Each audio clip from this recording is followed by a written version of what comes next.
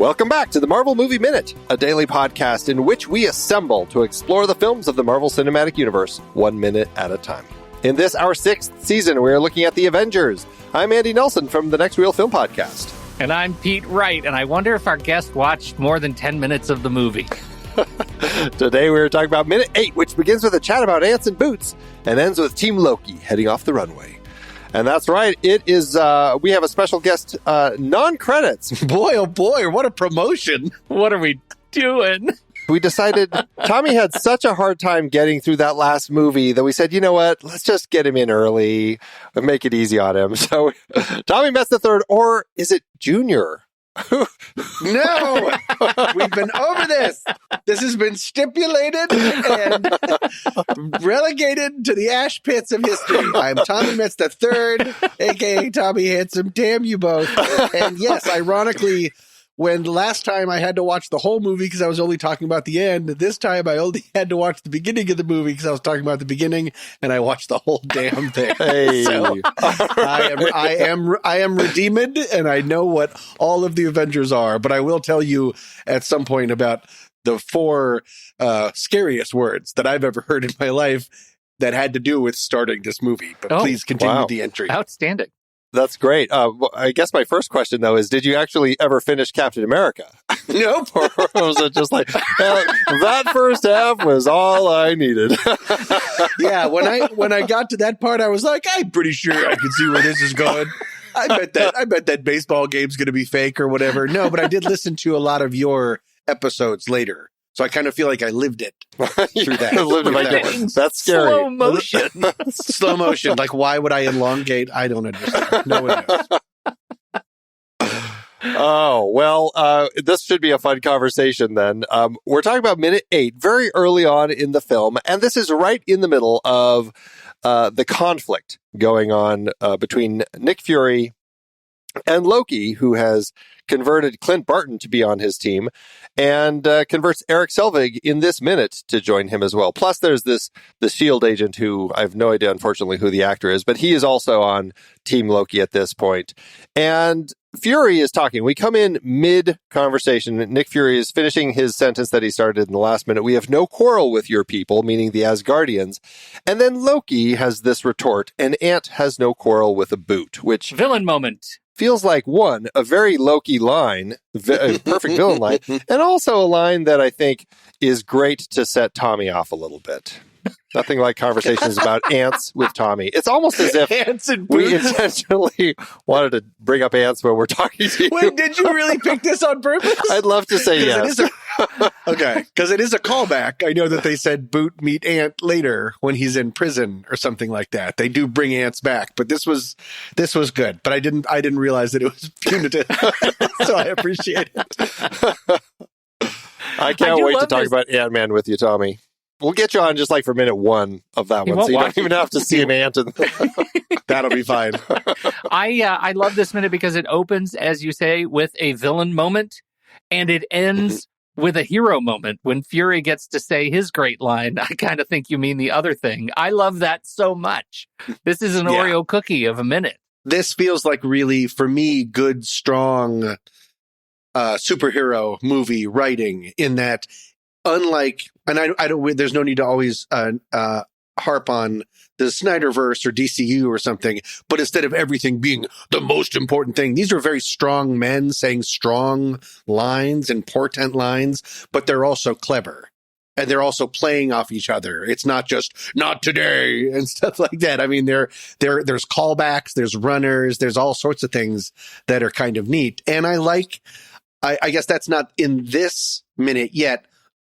Wait, that is this minute yet when Loki says his sort of pitch to the human race? Yeah. Right. Freedom. I'm freeing you of freedom. Of being free. Yeah. Right. That you belong on, later in the movie, he says, you all just belong on your knees. So why not embrace your natural destiny? Let me take all of the hard parts and you just make a bunch of statues of me and my stupid horns.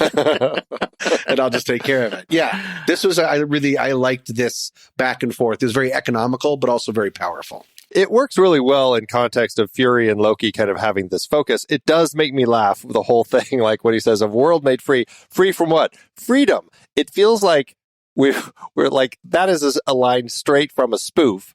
Like, I can see that in some other movie that is just a pure spoof of superhero films where someone just says that because it sounds so silly. I mean, it plays okay, but it does make me chuckle every time I hear. But it does sound, because I guess it works for me. But yeah, I guess if you do say, I'm going to give you a land free of carbs. How? Sandwiches. What? Yeah, at that level, it's sort of a 7th grade presentation of a diorama of the Declaration of Independence. Like, it's layer upon layer of someone who doesn't quite get it, but almost. Exactly. Yeah. Now we also have in this moment, as Loki is saying it, he's delivering the bit about once you accept it in your heart that freedom is life's great lie, he turns, and this is where he touches his scepter tip to Selvig's chest, and Selvig is then turned.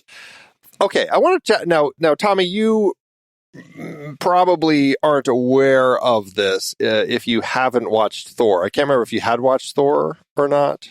I did a long time ago, but like the first Thor was the one that was the most difficult for me of all. The one where I felt like I was barely hanging on. And that really put a speed bump in me for being able to enjoy Marvel films. Right. Because I was like, this is exactly what and it's just me. I'm not saying that I'm not ranking on Thor. It's just for me, I was like, this is exactly what I don't want my superhero movies to be. What I want is Whedon stuff. Gotcha. Well, that grounding in dialogue and human characters and things. I see. Well, so in that film, at the very end, the post-credit sequence, you see Eric Selvig walking down into the depths of somewhere. We're not really sure where he is. And he goes and he meets Nick Fury. This is after all the stuff with Thor, and Thor's gone back up to Asgard, and Loki's fallen off into deep space.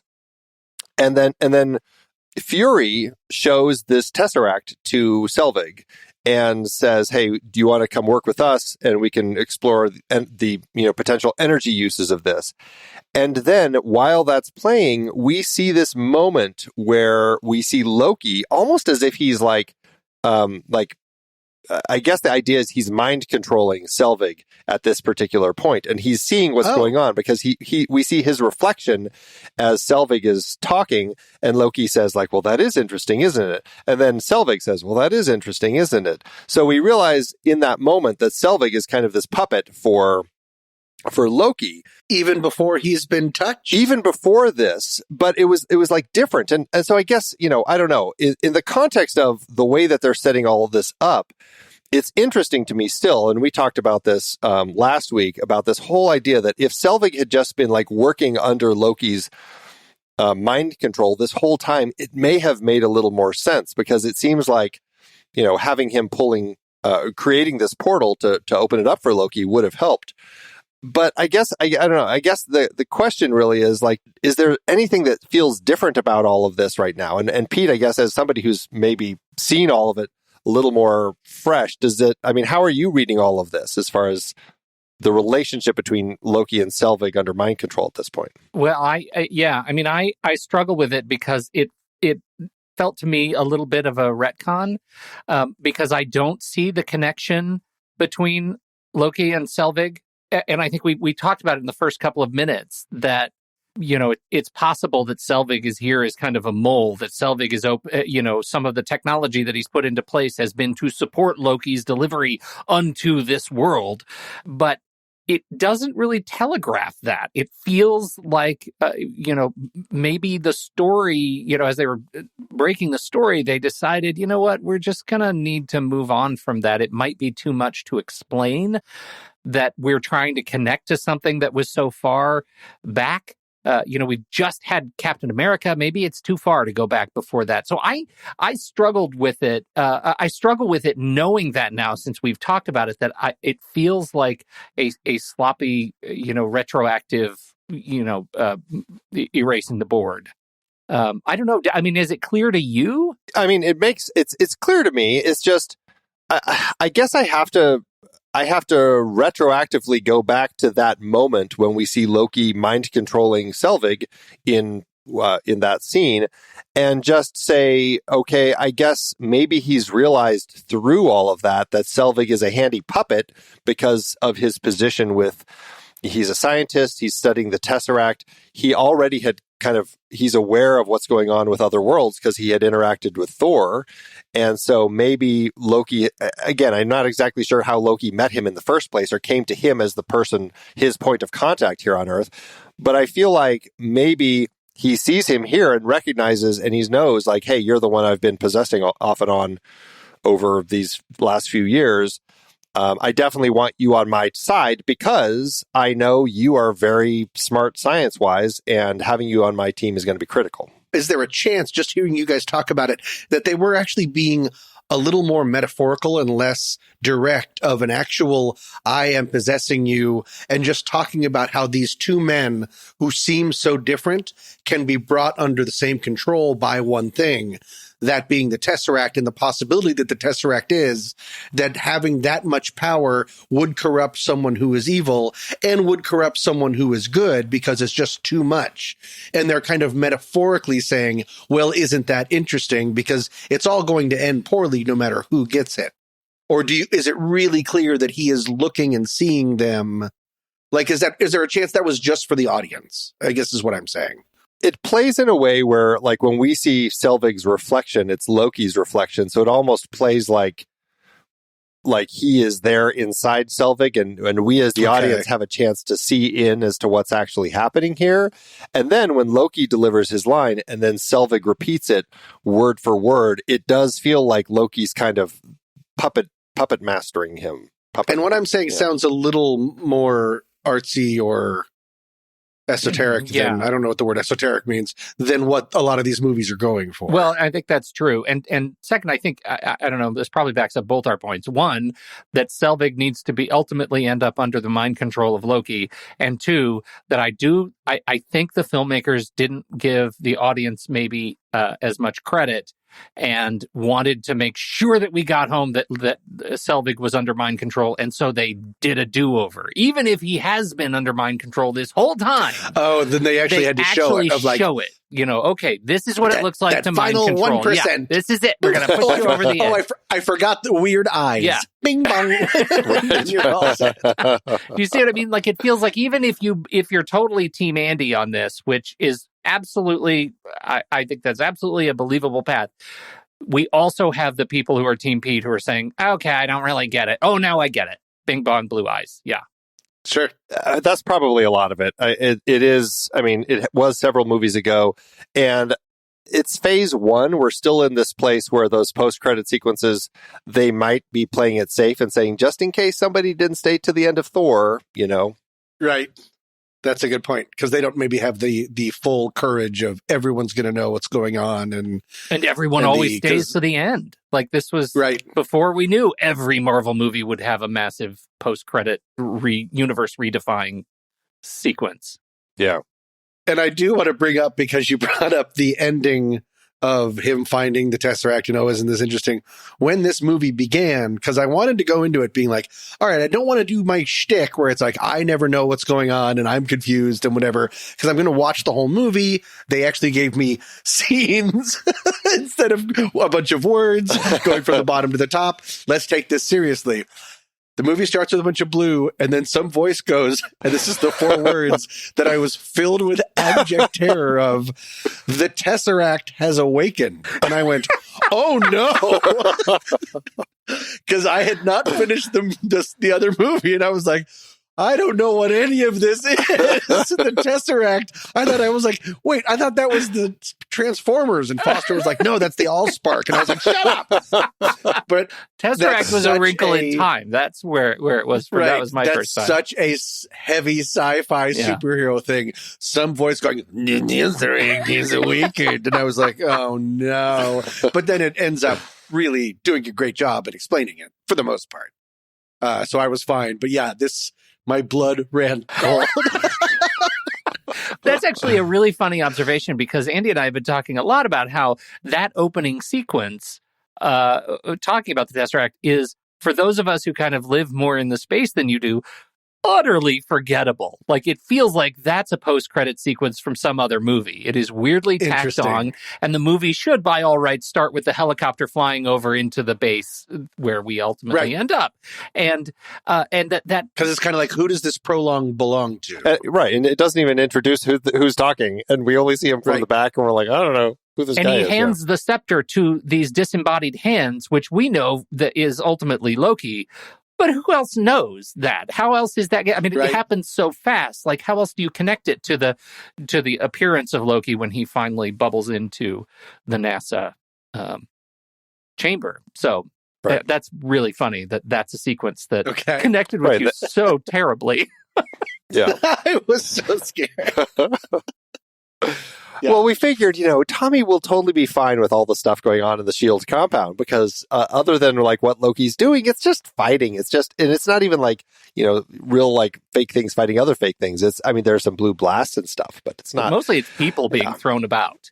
Exactly. Yep. Exactly. Which I always like. And it's the weird, does dichotomy mean one way and the other way at the same time? A split, yeah. The dual nature, I'll say that. The dual nature of, it's always inherently funny in these movies to have people with like blue scepters shooting things that can destroy things, and then someone runs out with a 45. That's just always funny. But it also reminds me how much I prefer 45s to blue lasers. Yeah. I liked all of I really enjoyed the amount of practical human things blowing up, not people, but things blowing up, being thrown around, and the sound of gunfire. There's a lot of that in this movie, and especially in the second half of the scene during in the second half of the minute of the car chase.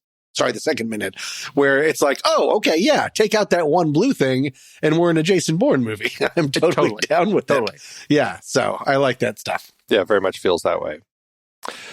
So, Pete, you called out Fury's response to him about freedom, and because he's talking about freedom is life's great lie, and then Nick Fury says, "Yeah, you say peace. I kind of think you mean the other thing." Yeah, and I think it is kind of a hero line, but at the same time, it's kind of funny. It's like, well, what does he actually mean? Like, what is So, what's the opposite of peace? What is Fury saying here? War. I think war is what I took it. I was thinking war too, but I was also like, he could be reading it as slavery, which I was like, that's kind of an interesting... Right, or subjugation. Yeah. Yeah. But I think it's funny that it's written as the other thing, when it's like, you could kind of see a number of different ways, because when you're taking away somebody's freedom, and so I just thought, I don't know, I just thought it was funny that that's how he says it, because it does sound so Nick Fury to just say something like that. And it's not quite as one-to-one as it's written. Yeah. Well, and to your point, I think it becomes one-to-one in his next line. And I think you're probably exactly right. Like the pharaohs of old. What did the pharaohs do? They were deep into the slavery trade. Right? Right? Yeah. Right. Exactly. I kind of think you mean the other thing. Brunch. Yeah, right. Well, I would love to, like, there's so many opportunities in this conversation for them to kind of like be free from what? Freedom. Free from freedom? Like, just throw things out and then like, I think you mean the other. Right, freedom and free. And then you say the piece, I kind of think you meant the other thing, brunch or whatever, and they just like, there's so many opportunities to turn this into a comedy. Dancing on a razor's edge before this becomes an Abbott and Costello film. They are. Well, we were just talking with our last guest about how it could potentially have gone so meta in some of the things too. So like if they were just saying something to the camera, or I was just looking at my script or whatever. So yeah. Loki could get away with winking straight into camera. I would have bought that and not fallen out of the movie at all. He could wink at me anytime. I want to say immediately after that, we have some Hawkeye, a bit of Hawkeye, right? He says, Sir Director Fury is stalling, and he has his line where he picks up. He shoots Fury, and we have that. But it's something I didn't say when we were talking yesterday about the way Hawkeye is converted. I love the way Jeremy Renner embodies this character. Like, he doesn't become rigid and super stoic. He still has very much a chill vibe about him. He's very much, I'm still Hawkeye, but I'm doing what you're saying. And he's casual and he's confident and he's moving without a great deal of urgency because he knows everything's handled. And that's such a Jeremy Renner thing. I feel like that's probably how he just is when he's hanging out on set. Is just, I'm super chill whether I'm possessed or not. And Or he's just calling the wrong person sir. Yeah. That's like the big difference. It's the only difference. Exactly. Yeah. Exactly. So it was great. And I like how he calls Loki sir now, but still calls Fury Director Fury. Like, yeah. I like that there's still that in his that's head. interesting. Yeah, I think that's interesting. There's always a chain of command, right? I just wanted to say, Hawkeye is Hawkeye generally kind of ranked on as an Avenger, or is that not? Because I think Hawkeye is one of my favorites. Yeah. Yeah. And I think I might be kind of alone in that, but it's because for the same reason the Batman's my favorite, he doesn't really have any superhero powers. And he's not abnormally rich with clippy robots that can build anything, and he doesn't have like a piece of gum that turns into a super suit. Mm-hmm. He's just really good at being a good fighter. Yeah. And having good arrows and stuff. So I thought in this entire movie, I thought he was a badass in a movie of absolute badasses. Yeah. There's a lot of, Hawkeye for a lot of people was never as exciting as some of the others because he doesn't have superhero powers. But for me, I loved his comics. Like he started the West Coast Avengers, and like that was a comic line that I did read, and I really enjoyed him as a character, as the head of it. Like I really kind of clicked with him and his vibe, and so yeah, I think there are certainly going to be people out there who are Hawkeye fans. I do think, I was a little frustrated as somebody who enjoyed Hawkeye that when he appeared in this movie that he was turned into a villain basically right out of the gate. And it took a while before we got him to actually join the heroes. But still, I do like him as a character. So I'm glad to hear that we've got Team Hawkeye going. That you're not alone. Absolutely. Some of my favorite battle moments were either involving them both at the same time or separately of Hawkeye and Black Widow because they're analog. Yeah. They're analog fighting, and that's really exciting. And Joss Whedon seems to really know that that's important to have moments of that, especially when you're going to do those huge, incredibly well done, take a note, Peter Jackson, but those swinging around continuous shots where we go and check in on every single Avenger and they go from one to one, which is just so masterfully done and so exciting. I had to watch each one 3 times. That's how you do it. And I wonder if Joss Whedon's like, well, how do I get from him to all the way over there? I follow the arrow. Like, it's smart. Yeah. You know what I mean? You can Yeah. see all the connective tissue. I know Joss Whedon is not a beloved figure by far, but when he works, he really works for me in this kind of movie. He brings exactly what I need. Yeah, we call him Tig Notaro in these parts. We've been calling him Tig Notaro. Yeah. I'm sorry. Okay, no, it's totally fine. No, you're it's just fine. our little joke from Army of the Dead because, Tig Notaro replaced that other actor. So, yeah. Replaced. Yep.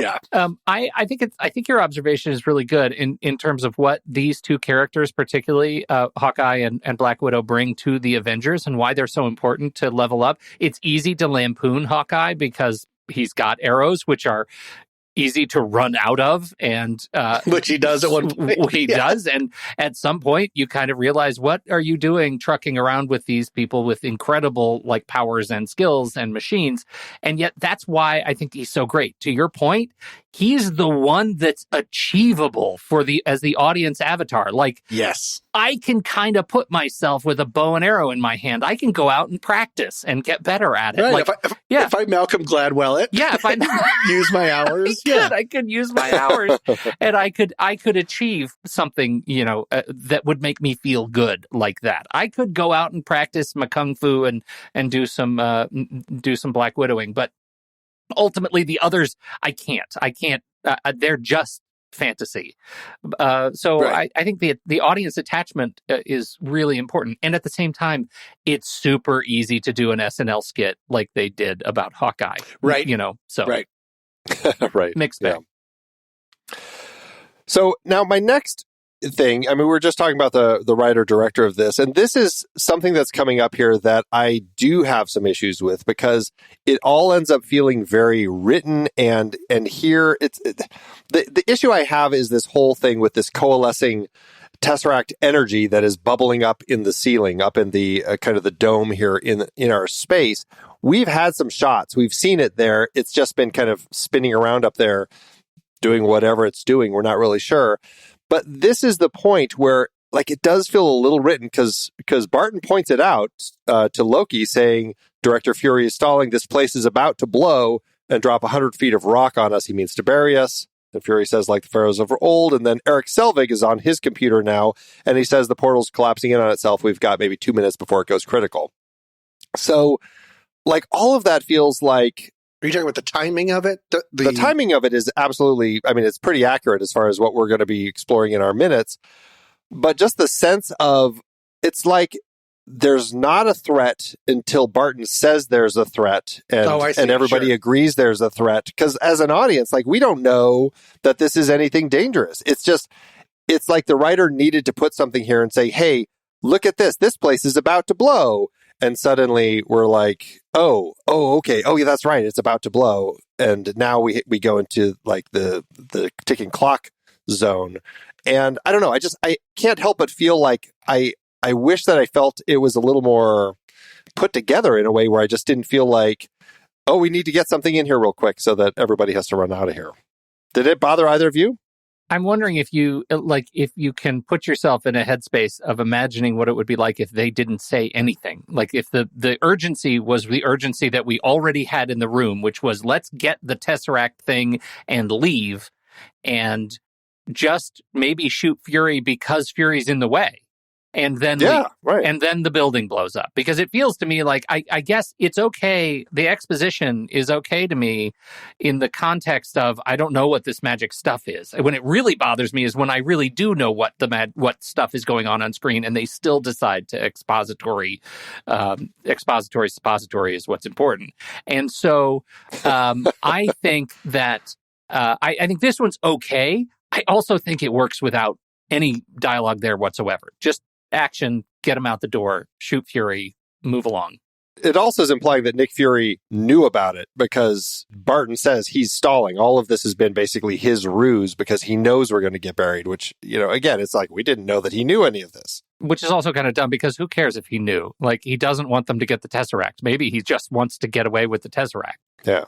I would have preferred it if everyone didn't know everything at the same time. If they had split it up, if Fury, if we had seen his eyes just do a real quick flick to some new thing on the computer screen, Barton, only because he's good at seeing people, because of his eyes, Hawkeye, he's able to see and goes, something's up. He's stalling. But not he's stalling, he wants to bury us, everything's about to happen, just he's stalling us, and he goes over, which causes the doctor to turn around and goes, he's right. Yeah. There's this new development that's because then it would be like a 1, 2, 3. Everyone is good at one thing. Yeah, it's like blocking. That could be kind of fun. Blocking magic, not just magical awareness. Right. It feels like the sort of situation where had it been blocked differently, had it been directed a little differently, like it's the sort of moment where we needed, I mean, we have a shot of Clint kind of looking up suddenly, like looking up to the swirling energy up in the ceiling, but we never really get a cutaway to see what it is he's looking at. It's just like the way that it kind of is put together, it just feels like all of these things are happening and then suddenly they're all on the same page as far as, this place is about to blow. It ends up feeling like rushed, maybe, is the issue, and scripted just because we got to get him out of here now. Sure. So I don't know. Yeah, that's a little frustrating to me, but it does lead to Nick Fury getting shot. Now, my question is, that was exciting. Well, it's absolutely, and knowing where this writer director had come from, and my brain instantly goes to Serenity, which had been a favorite. I loved Firefly. I loved Serenity. And we have a particular key character get killed late in the film. And that really made everything feel very real. Like, holy crap, anyone could die. Like, it gives us a sense of stakes. Seeing Nick Fury get shot here toward the beginning of the film, I kind of felt the same thing. I'm like, wow, this almost seems like they're creating a sense of stakes for us here. Like, geez, Fury could die. Now, the only thing, the caveat that kind of ruins all of that is the fact that we saw Nick Fury doing a lot of other things in the trailer, so we know he's not going to die.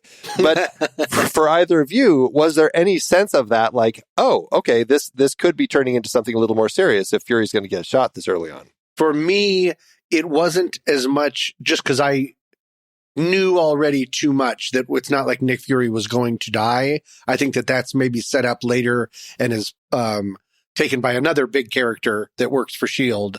that I don't know how much you're doing spoilers, but that happens later in the film. Yeah. That adds a pretty serious amount of gravitas because I like that actor so much. What for me it was the cavalier-ness of the act, of the command and the act. That he doesn't say, time's up, Fury, man. We got to go. And he goes, take your shot. No, he goes, well then. And then without even a moment, he just goes, boom. Yeah. That's like banality of evil, cool stuff, which makes it be like, oh, we're up against such an unfeeling force that they will do anything that it takes, and experiences the amount of control that there's no Barton scene of like trying to strain against, because he's like, fight it, and none of that. It's just boom. I am a super soldier for the bad guys, and for me, that set up a different type of gravitas. It wasn't, oh no, what if Nick Fury is dead? It's they're playing for keeps. Yeah.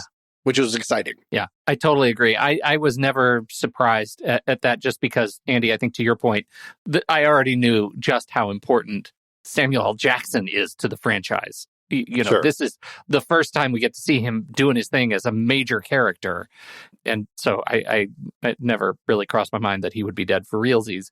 But it did look like did you like how it was done? Oh, 100%. Although the way he fell looked like he just got shot in the other eye. And, like, his body fell. I was like, again? Really? Would that be tragic? That was the worst. That'd be cool if he fell down because he's off screen and you hear, say my. Like off Don't worry. Don't worry, it's okay.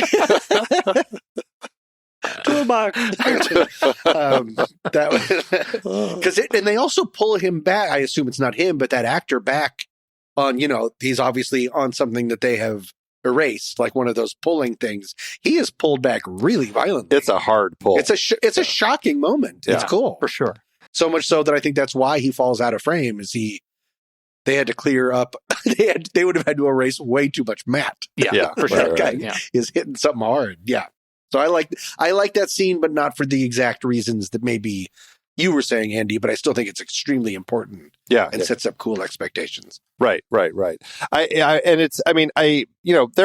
things that I wish could be a little stronger. Like when Hawkeye shoots him, I kind of wish there was a little better shot of Hawkeye actually doing it. I mean, we kind of get under a low shot of Hawkeye as he raises his gun to shoot, but I'd like something a little closer, seeing his face and everything. And the fact that he doesn't react, the fact that there isn't that single tear rolling down his cheek as he pulls the trigger on Fury or something like that, like a little sense of that. But I do like it's 3 quick cuts of Fury getting shot, and it works exceptionally. So like the tension of that and the sound design of that, like it's a really loud shot too. Like all of that works really well. I enjoy the way that all of this plays through the scene. Now, at the very end of the scene, as this team, I call it Team Loki, as they start walking out, just the last little thing that I noticed, which I don't know why it strikes me as funny, but Hawkeye grabs the case and Selvig instantly reaches for it, and Hawkeye passes it to him, and Selvig takes it and carries it. I didn't notice. Yeah, I don't know if there's any particular reason that they do this. Any thoughts on that? I guess maybe Hawkeye's more the military guy who probably might be needed for shooting things more than Selvig. Yeah, probably needs his hand free. Yeah. That makes sense, because Selvig's not going to have anything to do in the back. Right. Yeah, it would be funny if Hawkeye passed him his gun instead. It just kept the thing like that. It's so bad. I do wonder if there's a part of Hawkeye's brain that is wishing that he could. I don't know where he left his arrows. I mean, are we assuming he left like a quiver and arrows up in his hawk's nest that he had? And like, it seems like he kind of might need those, but clearly at this point, you're going to make me so mad just going down this line of inquiry. I know he's the arrow guy, and he doesn't have any arrows with him. And I just wonder if part of his brain is saying, I wish I had time to go get my arrows. The thing is, he has arrows later. Where are the arrows? Did he just they're just a write-off. It's an arrow write-off. Well, obviously the ones that are left here get written off. They're not going to last too much longer. But we saw him take them out of a case. Because there's multiple times when he does that schnicked, and he undoes it, and it's not just picking it up from something; it's taking it out of somewhere. It's out of the case. Yeah, so he has multiple arrows and bows, but in this case, he had arrows and bow, and he left them up in the Hawk's nest gallery, up in the nest up above a few minutes ago. Maybe they forgot to record the ADR when he hands the suitcase to Selvig. He goes, BRB. Right. Like he just has to Hang on to this, run upstairs right? real quick. Hang on to this. I've really got a bunch of pointy friends that I need to go rescue. I need my pointy friends. Yeah. Amazing. All right. Well, then that's it. So let's wrap up today's minute. We'll be back tomorrow with Tommy to talk about minute 9. So Tommy, before we head out of here, where should people track down or tell us about your movie that you directed and where people can check it out? And can they see your short film yet or no? They cannot see the short film. The short film is called Static. It's my first horror or thriller entry, and it just got accepted into its 8th festival, the Sacramento Horror Film Festival, that we're playing before this comes out. So good luck. We won all the awards, and now we're the king of Sacramento. And 30 Nights, you can still see, they're still negotiating it to go on to another platform. We were on Amazon Prime, then we were on the whatever IMDb was becoming Freebie, and now, but we're still on our old friend Tubi. TUBI. You can see the whole thing for free. It's adorable. And it's called 30 Nights or 30 Nights of Sex to Save Your Marriage. And fellow podcaster from the TNR family, Mandy Kaplan, is one of the co-writers and stars, and feel free to take a look. So good. Fantastic. Well, we'll have a link to that in the show notes so you can go check it out on Tubi, our old pal Tubi. So we'll be back tomorrow to talk about minute 9. So, Pete, thanks as always. I can't wait when we might hear Fury say, I caught it in my socket. Until next time, true believers.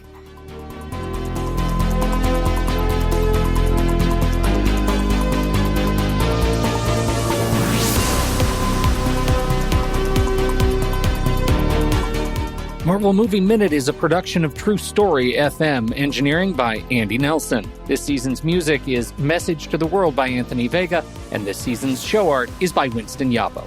Find the show at TruStory.fm. If your podcast app allows ratings and reviews, please consider doing that for our show.